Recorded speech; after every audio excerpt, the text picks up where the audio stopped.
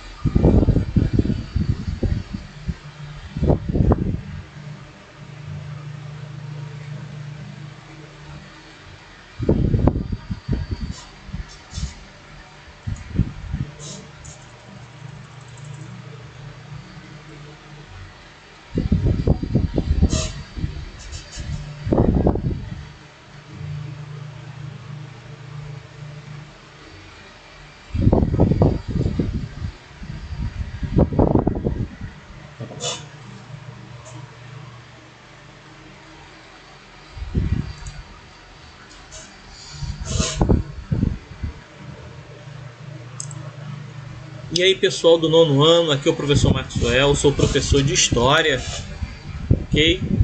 No Colégio Washington Luiz, na Prefeitura de Barra Mansa. E nós vamos conversar sobre a atividade número 4, tá? Que tem sobre o tema o nascimento da República no Brasil, questão da inserção social dos ex-escravizados no período pós-abolição. O objetivo da nossa aula é conhecer a realidade econômico-social dos descendentes de ex-escravizados na Primeira República no Brasil.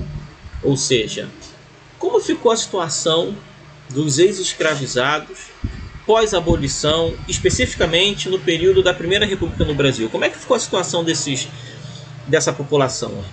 Ela foi inserida, houve políticas públicas para a inserção dessa população na sociedade brasileira? Ela recebeu auxílio para que pudesse reconstruir a sua vida de forma digna? Ou nada disso aconteceu? Ou pouco se fez? Ou quase nada se fez? Vamos então tratar dessa questão nesse vídeo, tá? Bom, atividade número 1 está falando mais ou menos sobre isso, tá?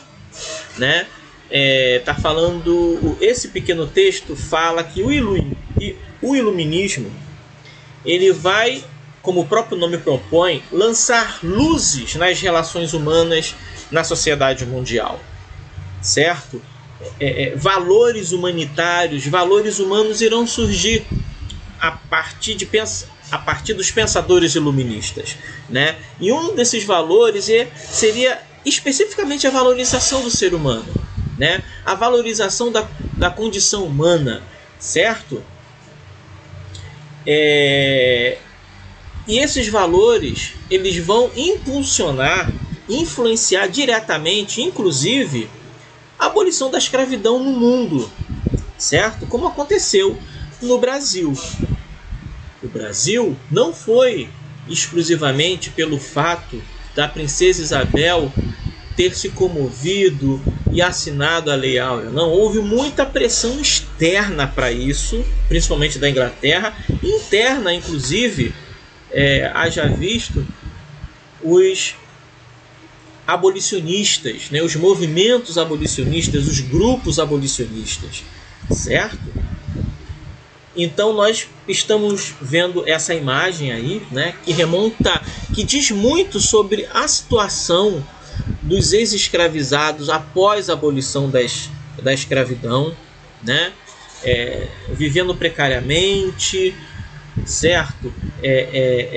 Sem nenhuma ajuda do governo, tendo que se virar sozinho, numa sociedade extremamente preconceituosa, certo? Beleza, então. Vamos à questão. No Brasil, certo? O fim do sistema escravista, em 1888, poderia supor uma medida nesse sentido, ou seja, de melhora das condições de vida do ser humano, especificamente dos ex-escravizados. Observe a imagem, certo? E assinale a alternativa correta, ou seja, vocês vão assinar a alternativa que concorde com a realidade que de fato aconteceu, tendo como exemplo essa imagem aí. Tá? Qual das opções concordam com a realidade que de fato aconteceu para a população dos ex-escravizados no Brasil? Tá? Beleza? Tranquilidade? Vamos continuar então. Item 2. Tá? Deixa eu levar aqui a minha imagem aqui para cima. Beleza? Item 2. Fala sobre a lei de terras. Tá? O que foi essa lei de terras, criada em 1850 e que vai perdurar até o início do período republicano? Né? Essa lei de terras vai dizer o seguinte: a lei de terras foi criada automaticamente, quase que automaticamente após a proibição do tráfico de escravos. Tá?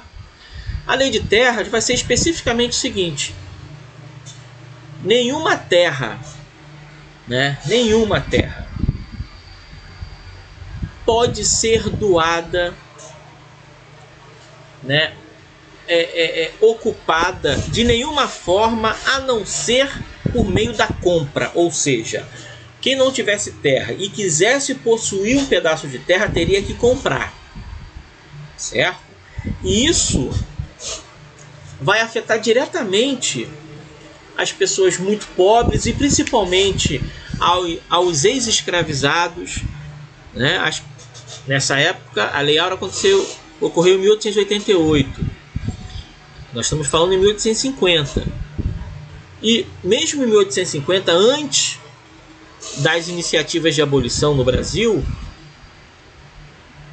pelo fato de muitos escravizados receberem a liberdade, né, ou conseguirem a sua liberdade, suas cartas de alforria, muitos desses escravizados, por benevolência de alguns donos de escravos, enfim, recebiam doações de terras, né? Então, para não acontecer mais isso, certo? Para haver um controle mais restrito da terra e também, né, e a gente entende também, para evitar que pessoas, né, que eram escravas, ex-escravizadas, adquirisse terra, essa lei foi criada, né? Se essa lei se ela foi criada não exclusivamente por esse motivo, afetou diretamente a população de ex-escravizados que não tinham condições de comprar terra, né? Ou as pessoas mais pobres, né? Elas ficaram impedidas de ter acesso à terra. Volto a dizer, especificamente as pessoas que recebiam os escravizados que recebiam carta de alforria. E essa lei, ela vai impedir o acesso à terra dessa população de ex-escravizados. E pelo fato dela permanecer até o início da República, isso vai afetar principalmente o período pós-abolição, né? Uma população enorme de pessoas jogadas na rua sem ter um lugar para morar, né? E isso vai ter reflexo exclusivamente na cidade do Rio de Janeiro, por exemplo, nas favelas, né, que surgiram naquela época. Ok? Aqui embaixo está falando sobre é um pedaço da Lei de Terras, tá? Onde vocês irão ler, tá? E responder. Tendo como base o documento abaixo, quais as conclusões podemos ter? Ou seja, ao ler esse documento, o que você entende que esse documento quis fazer? Quais são as suas conclusões diante desse documento?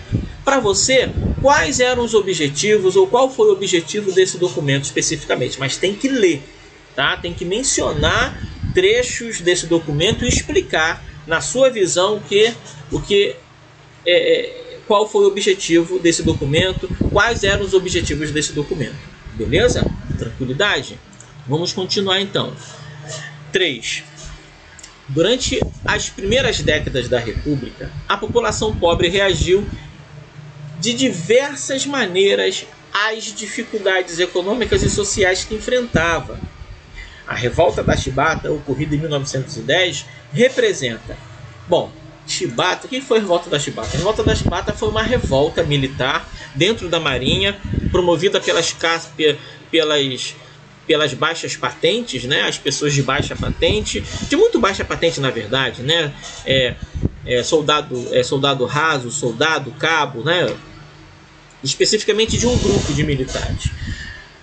A Marinha, ela sempre foi elite, digamos assim, né? Porque principalmente na época do Império, os nobres, quando ingressavam nas forças militares, elas ingressavam na Marinha, né?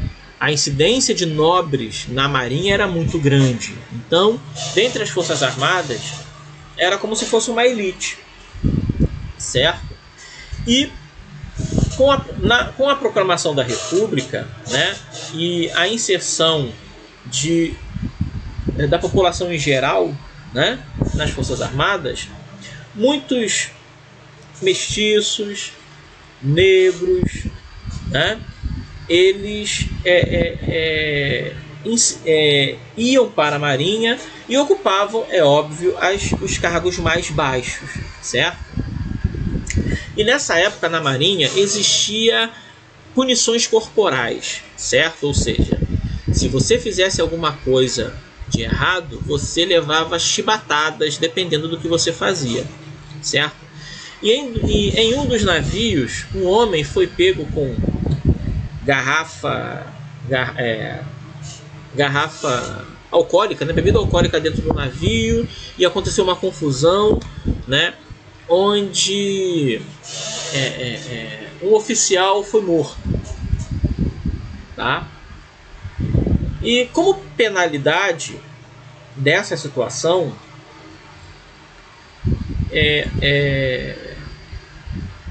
a pessoa que subiu, né, que iniciou toda essa confusão, ela recebeu tantas chibatadas que morreu, né? Veio a óbito, veio a falecer, e isso causou uma enorme revolta em um dos navios de guerra, certo? Essa revolta foi liderada por esse marinheiro aqui,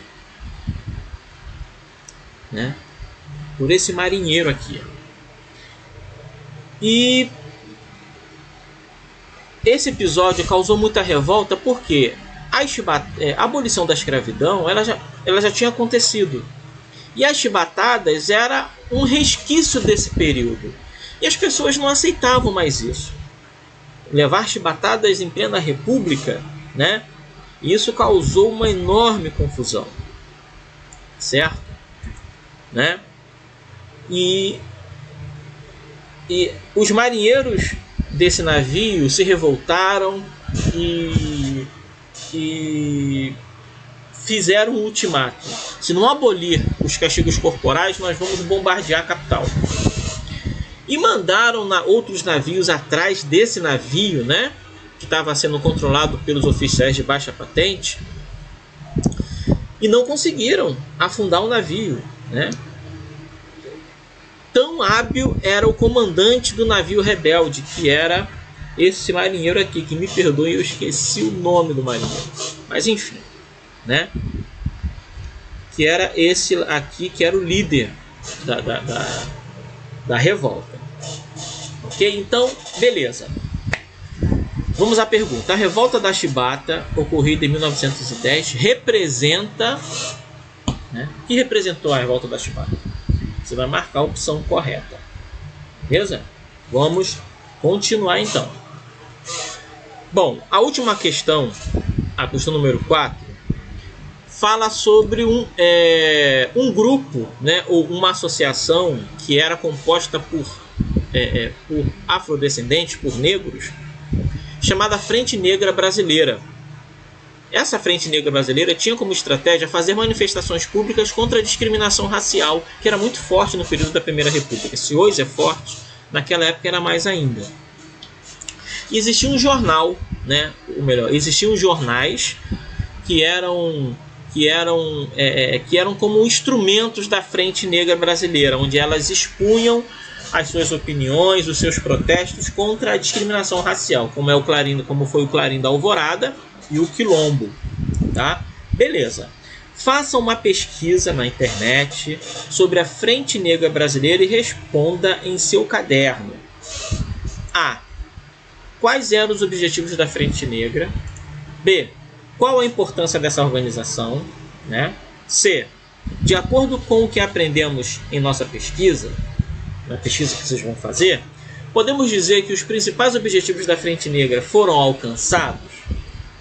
Hoje não há mais discriminação racial? Justifique. Beleza, gente? Ó, aquele abraço e a gente se vê na próxima semana, tá? Até lá.